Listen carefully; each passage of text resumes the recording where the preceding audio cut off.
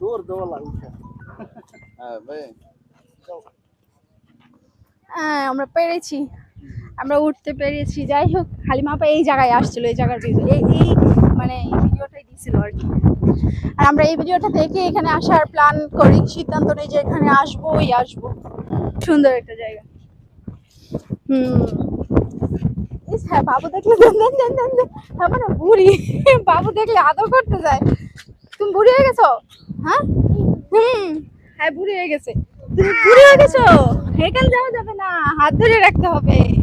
খুব সুন্দর জায়গা, সত্যি ভালো লাগতেছে।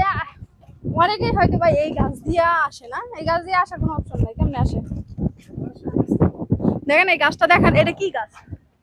কদম গাছ, বট গাছ। আচ্ছা, যাই হোক, অনেক পুরনো হয়তো ভাই বট গাছটা, মেবি। দেখে নিন ভাই, সাঁতার জানেন না? যাই হোক, কোনো ব্যাপার না, আমি তো সাঁতার জানি, সেভিং এর জন্য আমি আসি অলওয়েজ। তবে আল্লাহ ভরসা, ভয় পাওয়ার কিছুই নেই, আমরা এক সাইডে আছি, তুরাগ নদীর পার।